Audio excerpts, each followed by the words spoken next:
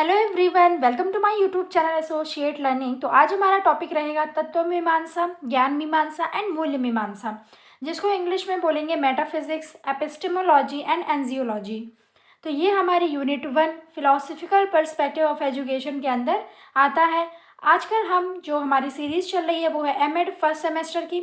इसके बाद हम एमएस सेकेंड सेमेस्टर का सिलेबस कवर करेंगे, देन थर्ड और देन फोर्थ। ऐसे हम जो एमएड हमारे 4 सेमेस्टर्स हैं उन सभी को ऑल टॉपिक हम कवर करने वाले हैं। तो अगर अभी तक आपने ज्वाइन नहीं किया है तो आप हमारे चैनल को ज्वाइन कर सकते हैं। फर्स्ट ऑफ ऑल, अगर आप हमारे चैनल पर नए हैं तो चैनल को सब्सक्राइब करें, बेल आइकन को प्रेस करें। आप हमारे इंस्टाग्राम और टेलीग्राम से ज्वाइन कर सकते हैं। टेलीग्राम में आपको सभी वीडियो की लिंक प्रोवाइड की जाती है, ठीक है। तो फर्स्ट हम देखेंगे तत्व मीमांसा के बारे में। मेटाफिजिक्स, शिक्षा का उद्देश्य ब्रह्मांड के यथार्थ सत्य को जानना है। तो शिक्षा का उद्देश्य क्या है कि जितने भी हम जो पृथ्वी में रह रहे हैं उस ब्रह्मांड का हमें यथार्थ सत्य को जानना है कि इस ब्रह्मांड का सत्य क्या है। इस दृष्टि से मिथ्या और अव्यवहारिक ज्ञान कोई अर्थ नहीं रखता और न उसका कोई उपयोग ही है। तो जो मिथ्या है यानी जो झूठ है, जो अव्यवहारिकता है, इसका कि कोई भी अर्थ ज्ञान नहीं रखता और इन सभी का कोई उपयोग भी नहीं होता, ठीक है। जिस व्यक्ति के लिए जिस ज्ञान का प्रयोजन होता है वही उसे मिलना चाहिए। तत्व मीमांसा वास्तविकता की प्रकृति का अध्ययन करता है। तो तत्व मीमांसा जो वास्तविक है यानी कि जो वास्तविक जीवन में चल रहा है, तत्व मीमांसा उसको क्या मानता है? सत्य मानता है। इसमें अस्तित्व, पहचान, अस्तित्व की प्रकृति और दुनिया की हमारी समझ पर विशेषाधिकार का प्रभाव शामिल है। तत्व का अर्थ है फंडामेंटल। तत्व का क्या मतलब होता है? फंडामेंटल, जो है जैसा है उसे वही होने की स्थिति, ठीक है। जो जैसा है उसको वैसा ही स्वीकार लेना क्या कहलाता है? तत्व। इसे जानना, फंडामेंटल को जानना, जो जैसा है उसे वैसा ही जानना चाहिए। इसके अंतर्गत यथार्थ यानी रियलिटी की प्रकृति का अध्ययन किया जाता है। तो जो हम तत्व मीमांसा में पढ़ते हैं वो हम क्या पढ़ते हैं? रियलिटी। जो भी नेचर में, जो भी प्रकृति में हमें जो रियल दिखता है वही हमारे लिए सत्य है। इसमें व्यक्ति और जगत के अस्तित्व यानी एग्जिस्टेंस के बारे में जानकारी प्राप्त की जाती है कि जो व्यक्ति है, जो जगत है, उसमें क्या क्या एग्जिस्टेंस कर रहा है और वही जो तत्व मीमांसा के अकॉर्डिंग सत्य है। अर्थात भौतिक जगत सत्य या आध्यात्मिक जगत, इस जगत का स्रोत या उद्गम क्या है। इस प्रकार तत्व मीमांसा वास्तविकता या अस्तित्व का विज्ञान है। तो जो तत्व मीमांसा है वो कैसा विज्ञान है? वास्तविकता का विज्ञान और अस्तित्व का विज्ञान, यानी कि एग्जिस्टेंस का विज्ञान और रियलिटी का ये क्या है? साइंस है, ठीक है। नेक्स्ट हम देखेंगे इसके अंतर्गत आत्मा, परमात्मा, जीव जगत, जीवन मरण के स्वरूप की खोज आती है। इसमें हम तत्व मीमांसा में क्या करते हैं? हम खोज करते हैं किसकी? आत्मा की, कि आत्मा क्या है, परमात्मा क्या है, जीव जगत क्या है, जीवन और मरण क्या है। इन सभी के बारे में हम खोज किसमें करते हैं? तत्व मीमांसा में। सत्य क्या है, संसार एक है या अनेक, अंतरिक्ष क्या है, ईश्वर क्या है, पदार्थ क्या है, सृष्टि का उद्देश्य क्या है, ये सृष्टि क्यों बनी है, इसका उद्देश्य क्या है, इसके ऑब्जेक्टिव्स क्या है, ठीक है। सृष्टि की प्रमुख आधारभूत विशेषताएं क्या है, आदि प्रश्नों के बारे में तत्व मीमांसा के अंतर्गत विचार विमर्श किया जाता है। तो तत्व मीमांसा के अंदर हम इन सभी बातों को देखते हैं, समझते हैं और इसमें सत्य जानने की कोशिश करते हैं कि इन सभी चीज़ों में कौन कौन सी चीज़ें सत्य हैं और कौन किस चीज़ का क्या उद्देश्य है, ठीक है। यह दर्शन शास्त्र की सबसे प्रमुख शाखा है जो वास्तविकता के 3 पक्षों की विवेचना करती है। तो जो दर्शन है यानी जो फिलॉसफी है उसकी ये क्या है? 3 ब्रांचेस हैं, जिसमें कि सबसे इम्पॉर्टेंट कौन सी है? तत्व मीमांसा। उसके 3 विवेचना है यानी 3 पक्ष हैं, जिसको हमने कहा है सृष्टि यानी यूनिवर्स, आत्मा यानी सेल्फ एंड ईश्वर यानी गॉड, ठीक है। तो अभी हमने देखा कि तत्व मीमांसा का मीनिंग क्या है, तत्व मीमांसा किसके बारे में बताता है, क्या खोजने की कोशिश करता है। अब हम देखेंगे तत्व मीमांसा व शिक्षा, मेटाफिजिक्स एंड एजुकेशन।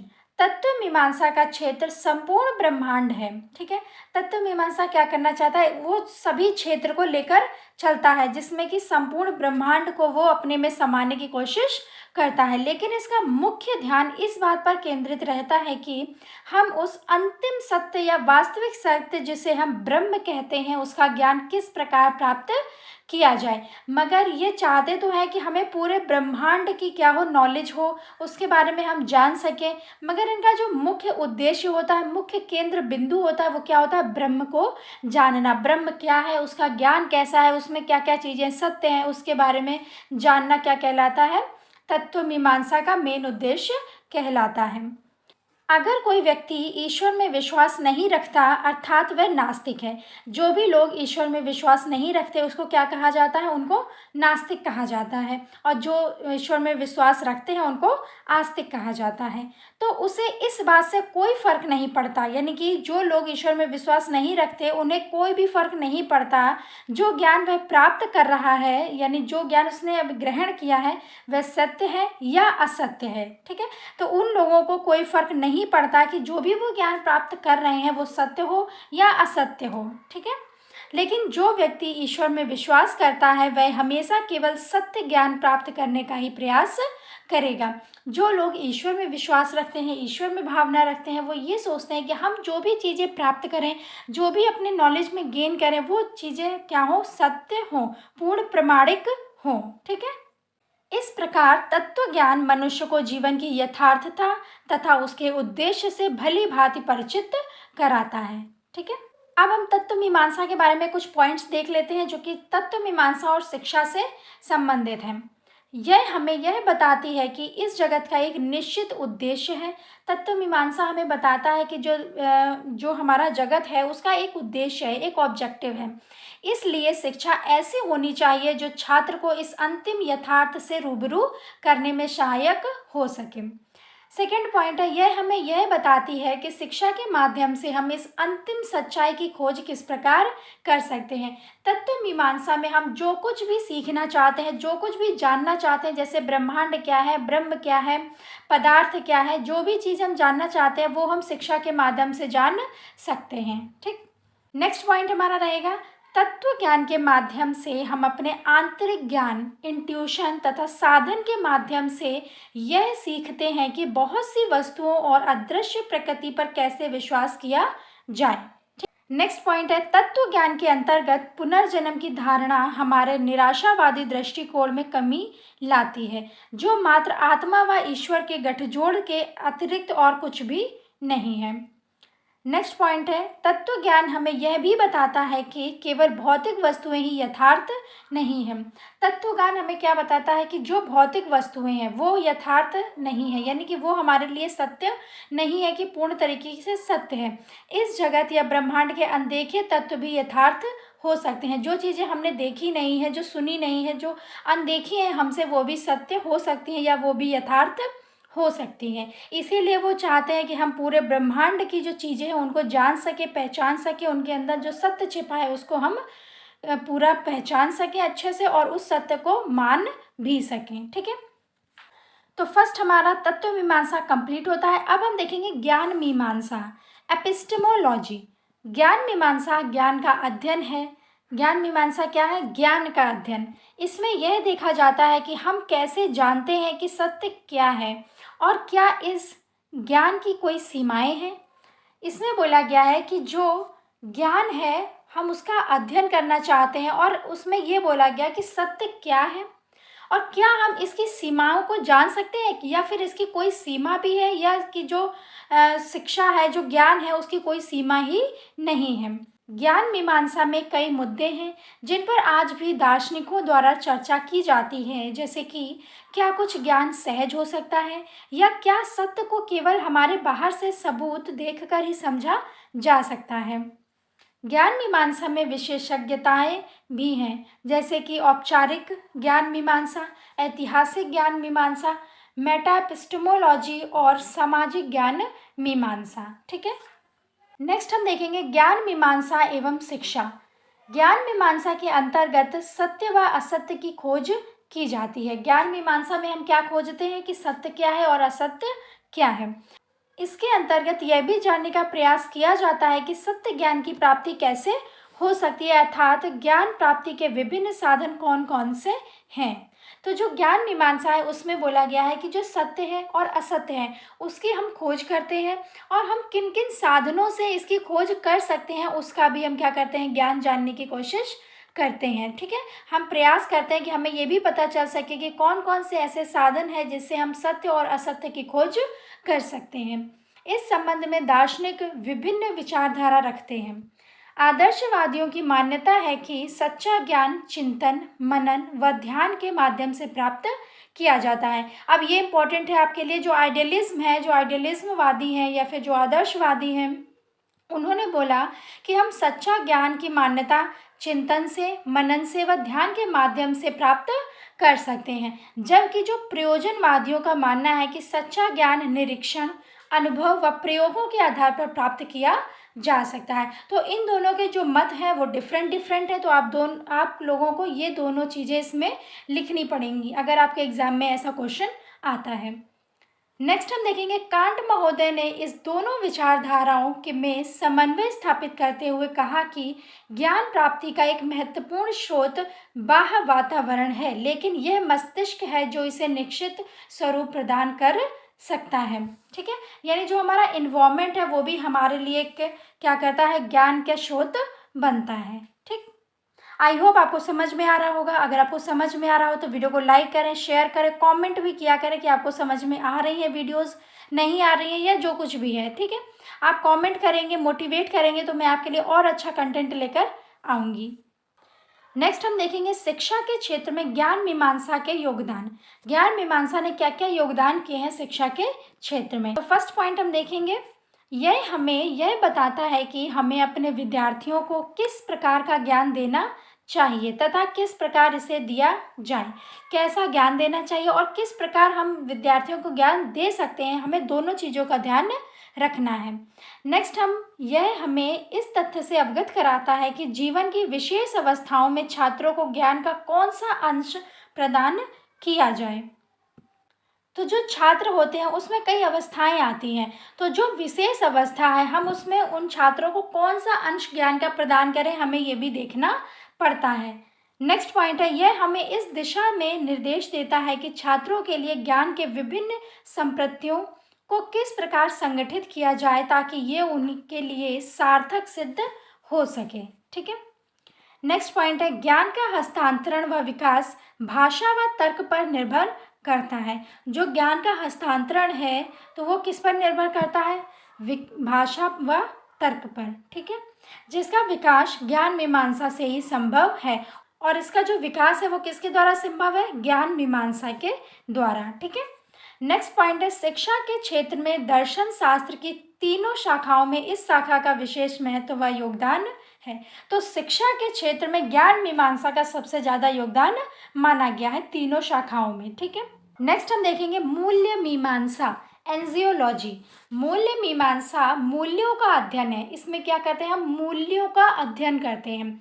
इसमें जीवन के बौद्धिक, नैतिक, सौंदर्यपरक व आध्यात्मिक मूल्यों की चर्चा की जाती है। तो हम सभी तरीके के जो मूल्य हैं उनकी चर्चा किस में करते हैं, मूल्य मीमांसा में, एंजियोलॉजी में। ठीक है, मूल्य मीमांसा का विवेचन प्राय अच्छे और बुरे से संबंधित होता है। मूल्य विषयगत होते हैं और इनकी व्याख्या नहीं की जा सकती। जो मूल्य होते हैं वो विषयगत होते हैं और इनकी हम व्याख्या नहीं कर सकते, बल्कि इनकी अनुभूति की जा सकती है। जो मूल्य हैं हम उनकी व्याख्या नहीं कर सकते मगर हम उनकी अनुभूति कर सकते हैं, और वो किस में किए जाते हैं, अच्छे और बुरे से संबंधित होते हैं। मूल्य दो प्रकार के होते हैं, आंतरिक मूल्य और बाह्य मूल्य। ये मूल्य हमारी विभिन्न प्रकार की गतिविधियों का निर्धारण और मूल्यांकन करते हैं। तो एक आंतरिक जो हमारे अंदर होते हैं मूल्य, और एक बाह्य जो हम बाहरी दुनिया से सीखते हैं। वो सभी मूल्य हमारी गतिविधियों का, हमें कैसे कार्य करना है, हर चीज़ का निर्धारण करते हैं और मूल्यांकन भी करते हैं। ठीक है, नेक्स्ट हम देखेंगे मूल्य मीमांसा व शिक्षा, एंजियोलॉजी एंड एजुकेशन। मूल्य का संबंध व्यक्ति के व्यवहार के अच्छे बुरे तथा वांछित अवांछित पक्षों से होता है। इस संबंध में दार्शनिकों के दो वर्ग हैं, आशावादी ऑप्टिमिस्टिक आशावादी को इंग्लिश में क्या बोलेंगे, ऑप्टिमिस्टिक, और निराशावादी को पेसिमिस्ट। ठीक है। निराशावादी खेमे के प्रमुख बर्कले का विचार कि इस दुनिया की प्रत्येक वस्तु अनिवार्य रूप से एक बुराई है, लेकिन इस संपूर्ण ब्रह्मांड में पृथ्वी से बेहतर कोई अन्य ग्रह नहीं है। तो देखिए इन्होंने बात क्या कही है, इस दुनिया की प्रत्येक वस्तु अनिवार्य रूप से बुराई है, मतलब जिस दुनिया में हम रह रहे हैं उसमें क्या है, सभी बुराइयां हैं, लेकिन इस संपूर्ण ब्रह्मांड में पृथ्वी से बेहतर कोई अन्य ग्रह नहीं है। बुराइयां चाहे लाख हो मगर पृथ्वी से बेहतर कोई अन्य ग्रह नहीं है, ये भी इन्होंने बताया है। ठीक है। दूसरी तरफ आशावादी खेमे के प्रमुख हीगल का मानना है कि इस दुनिया में अच्छी चीज़ें भी हैं और बुरी भी। इन्होंने दोनों की बात की है कि दुनिया में अच्छी चीज़ें भी हैं और बुरी चीज़ें भी हैं, अर्थात इन दोनों का इस संसार में अस्तित्व है और इन दोनों चीज़ों का संसार में अस्तित्व भी है। अच्छाई की कसौटी के आधार पर नीति शास्त्र मानव व्यवहार का मूल्यांकन करता है और इस प्रकार इसे मूल्य निर्णायक यानी वैल्यू जजमेंट के रूप में माना जाता है। ठीक है। तो आई होप आपको समझ में आ रहा होगा कि जो मूल्य होते हैं वो दो प्रकार के होते हैं, एक अच्छे और एक बुरे। जो दार्शनिक है उन्होंने उसको दो वर्ग में डिवाइड किया है, दैट इज़ आशावादी एंड निराशावादी। निराशावादी में जो हमारे बर्कले हैं उन्होंने बोला है और जो आशावादी है उसमें हीगल ने अपने थॉट्स दिए हैं। ठीक है।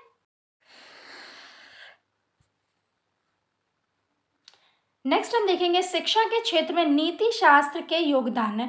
तो जो नीति शास्त्र है, मूल्य मीमांसा, उसके बारे में क्या योगदान दिए हैं इसने शिक्षा में, ये देखते हैं। तो फर्स्ट पॉइंट है, पाठ्यक्रम में केवल उन्हीं चीज़ों को सम्मिलित किया जाता है जो किसी भी दृष्टिकोण से उत्तम, वांछित या गुणकारी हो। देखिए जब भी हम कोई पाठ्यक्रम बनाते हैं तो वो हम किसके लिए बनाते हैं, स्टूडेंट्स के लिए बनाते हैं, बच्चों के लिए बनाते हैं। तो उसमें हम बुरी चीज़ें तो रखेंगे नहीं, उसमें हम सिर्फ अच्छी चीज़ें रखेंगे, जैसे उत्तम चीज़ें, वांछित चीज़ें जो उसमें होनी चाहिए, जो स्टूडेंट को जाननी चाहिए। ठीक है। गुणकारी चीज़ें रखेंगे जिनसे वो अपने जीवन का विकास कर सकें। नेक्स्ट पॉइंट है, केवल विशेषताओं से पूर्ण व्यवहार के अभ्यास की अनुमति ही समाज में अपेक्षित है। गलत आचरण का समाज में कोई स्थान नहीं होता। तो आपने देखा होगा कि अगर आपने स्कूल में कोई गाली दे दी या कुछ भी ऐसा कुछ बोल दिया जो आपको नहीं बोलना चाहिए तो आपको पनिशमेंट मिलेगी। तो जो गलत आचरण है वो यहाँ पर कोई स्थान नहीं रखते हैं। अगर आप अच्छा व्यवहार करेंगे तो आपको समाज में इज्जत मिलेगी और आपको क्या कहा जाएगा, आपको अच्छे से वहाँ पर स्थान भी प्राप्त होगा। नेक्स्ट पॉइंट है, मूल्य किसी भी राष्ट्र के स्तंभ होते हैं। देखिए किसी भी राष्ट्र के मूल्य जो होते हैं वो उसके स्तंभ होते हैं। अगर हम किसी भी राष्ट्र के मूल्य को फॉलो नहीं करेंगे तो हम कहीं पर भी सरवाइव नहीं कर सकते, जिन पर किसी भी राष्ट्र का अस्तित्व टिका होता है, और हमारा जो अस्तित्व है वो इन्हीं स्तंभों पर टिका है। उदाहरण के लिए राष्ट्र की सुरक्षा की खातिर अपने प्राणों की बलि दे देना एक मूल्य है। शिक्षा में इस बात का बड़ा महत्व है, जबकि इसका लोगों के जीवन शैली व जीवन स्तर में कोई सीधा संबंध नहीं है। ठीक है।